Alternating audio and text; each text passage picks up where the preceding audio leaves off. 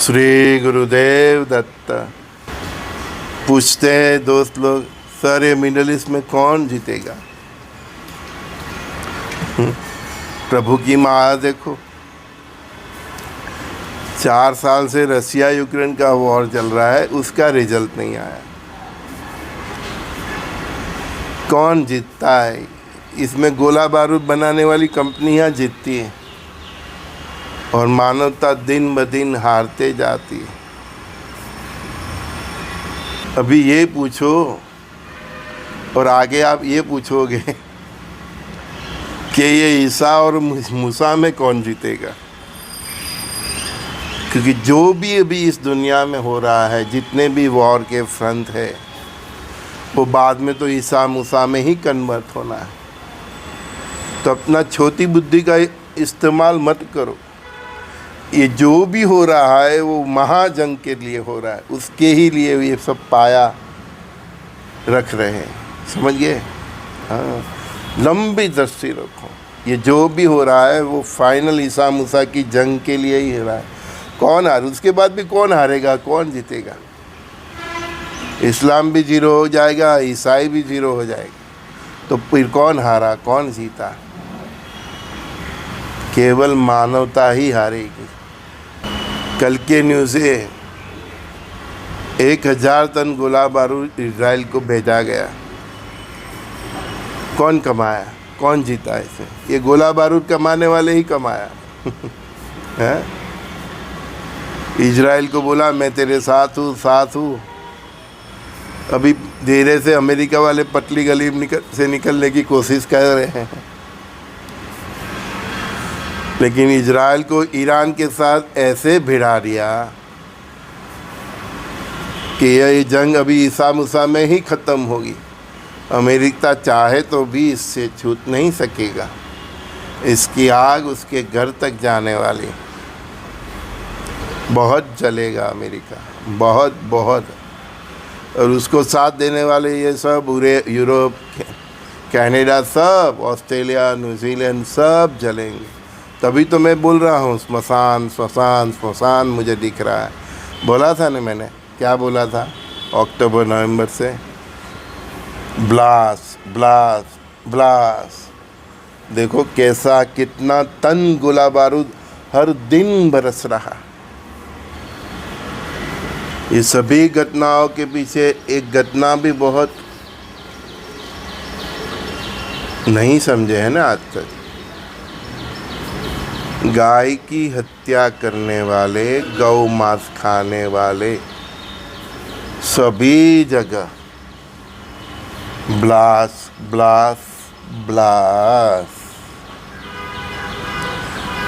33 कोटि देवता है उसमें। भगवान दत्तात्रेय, भगवान कृष्ण, सब ने इतना महत्व गाय का हमको समझाया। नहीं समझे, छोड़ो, नहीं समझे। लेकिन मैं बता रहा हूँ, गौ हत्या जहाँ जहाँ हो रही, इंक्लूडिंग भारत, उसका मांस जितना खा रहे हैं, उसके चमड़े का जितना भी उपयोग कर रहे हैं, सभी जगह, खास करके मिडल ईस्ट, अरब कंट्री, सब मैं तो घुमा हूँ, देखा है। उनके तो मॉल में ही होता है सब ऐसा है। पानी भी पीने का मन नहीं हो, ऐसी भूमि है वो। योगी तपस्वी का तो उधर कोई काम ही नहीं, और हमारे वाले सब उधर मंदिर बना रहे हैं। पहले भूमि तो पवित्र हुई नहीं, उसकी पहले ही भगवान को बिठा दिया अपने स्वार्थ करके। जहाँ बैठ के हम खाना भी नहीं खा सकते, ऐसी भूमि है ये सब।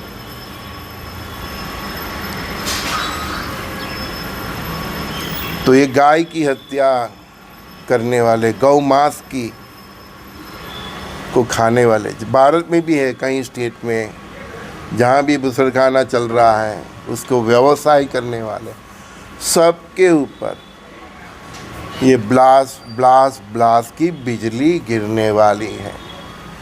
इवन जो भी मांसाहार करते हैं, दूसरे जीवों का भी, सबके ऊपर ये बिजली गिरने वाली है।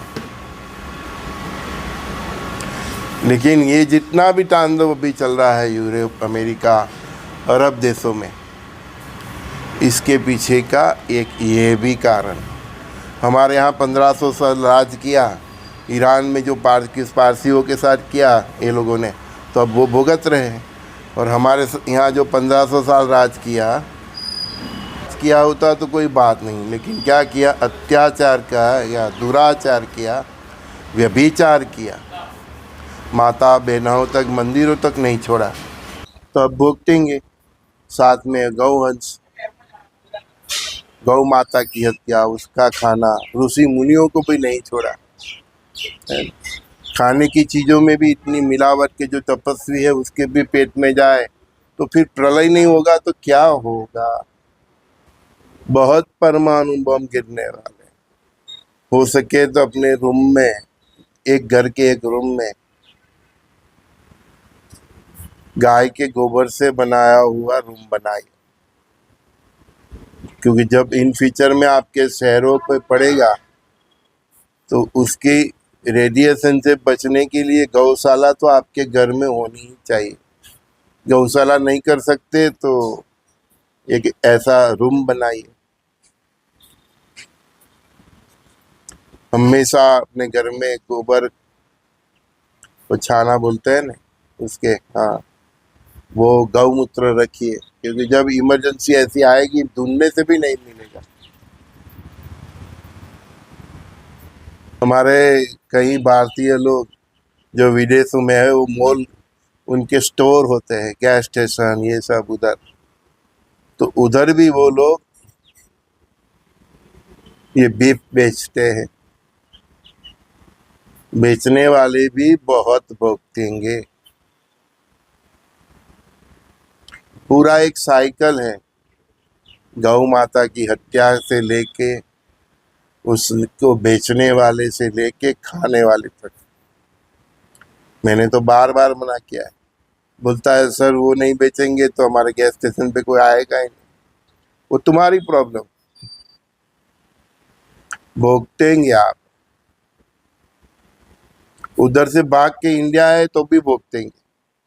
कर्म आपको छोड़ने वाला नहीं है। तो जितने साल हमारे यहाँ राज किया, जो दुराचार किया, अत्याचार किया, उसकी वजह से तो भुगत रहे हैं। ये थल वॉर में ईसा मूसा का हो रहा है, लेकिन उसमें उसके पीछे एक बहुत बड़ा कारण गौ माता की हत्या है। उसका मांस बेचने वाले हैं, खाने वाले हैं, सब भुगतेंगे। भारत सरकार को गौ माता को उसके संरक्षण के लिए, उसके रक्षण के लिए कोई न कोई सख्त कानून बनाना चाहिए, नहीं तो आगे इसकी वजह से भारत में भी बहुत तबाही होगी।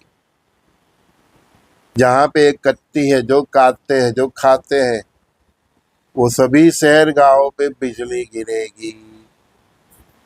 जहाँ साधु संतों का अपमान होता है, ऋषि मुनियों का अपमान होता है, वहाँ सब जगह बिजली हो गिरेगी। जहाँ देवों की मजाक की जाती है, जहाँ सनातनी और धार्मिक भाइयों की मजाक उड़ाई जाएगी, वहाँ सब जगह बिजली गिरेगी। तो ये सब जो मिडल ईस्ट से यूरोप तक, कनाडा, अमेरिका तक, चाहे ऑस्ट्रेलिया और न्यूजीलैंड, कोई भी ना, वो सब अभी आगे निपटने जा रहे हैं। उसके पीछे गौ माता की हत्या, उसका मांस खाना, बेचना, ये भी एक बहुत प्रबल कारण होगा। हमारे ऊपर, हमारी संस्कृति पर अत्याचार किया वो तो सही, लेकिन ये भी एक बहुत प्रबल कारण होगा। संजय जस्टी का सभी दोस्तों को बहुत बहुत प्यार। अभी सब एनआरआई की कमेंट्स आएंगी, उल्टा सीधा बोलेंगे। हमें क्या, हमें जो बताना था बता दिया। भारत में भी कहीं होंगे, है ना, साउथ में भी कहीं स्टेट है, उसमें तो गौ माता को जहर में खाता, उसका मांस भी खाते हैं। देखो सबकी क्या गति होती। पानी पिलाने वाला भी नहीं रहेगा, ऐसे मरेंगे, पानी पानी पानी, मुझे पानी पिलाओ, पानी, पानी पिलाने वाली भी नहीं रहेंगी। ठीक है, चलो मिलते हैं। बहुत फिर अंदर उतरने में मजा नहीं है, ठीक है ना? जितना इशारा करना था कर दिया, हमें क्या। बस आप शुद्ध सात्विक जीवो, चरित्र संभालो, शाकाहारी बन जाओ।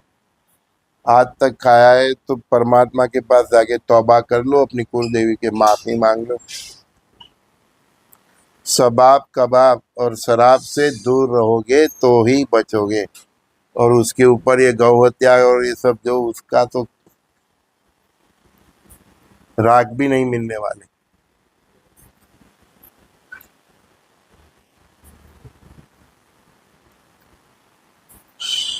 अपनी कुल देवी से और अपने इष्ट देव से माफी मांग के संकल्प करके देह शुद्धि कीजिए। 6 महीने तो देह को शुद्ध होने लगता है। आप आज मांसाहार छोड़ोगे तो 6 महीने लगता है आपकी आत्मा को, तो पूरी बॉडी को प्रोसेस करके उसमें से ये सब गंदगी निकालने के लिए 6 महीने लगते हैं। कई लोग हमारे पास आते हैं, गुरुजी हमको मंत्र दीक्षा दीजिए, तो अगर खाते पीते हैं तो 6 महीने तो देह शुद्धि में ही लगता है। कैसे दे दे? तुम्हारी आत्मा को ही देह शुद्धि करने में 6 महीने निकल जाता है। और इसकी प्रायश्चित जो आज तक खाया कटा हुआ प्राणी को, तो आपको प्राणी संग्रहालय और गौशाला की डेली सेवा करनी पड़ेगी। डेली चारा डालना जाएगा, तब कितने वर्षों के बाद आपकी वो सेवा स्वीकार होगी और आपका पाप 0 होगा। नहीं तो ये तो जन्मों जन्म तक छोड़ता नहीं है। इतना कठिन पाप है कि कोई मूर्ख है साधु संत इतना बताते। वो कुछ भी साउथ वाले तो बोलेंगे हमारा तो ब्राह्मण भी खाते हैं, वो खाते हैं। तुम जानो, तुम्हारा जो भी है तुम्हारी समझ है। बाकी सनातन धर्म का बेस यही कहते हैं, चाहे विश्व के किसी भी एंगल में आप रहते हो, शुद्ध सात्विक जीवन चरित्र। संजय दस्ती का सभी दोस्तों को बहुत बहुत प्यार।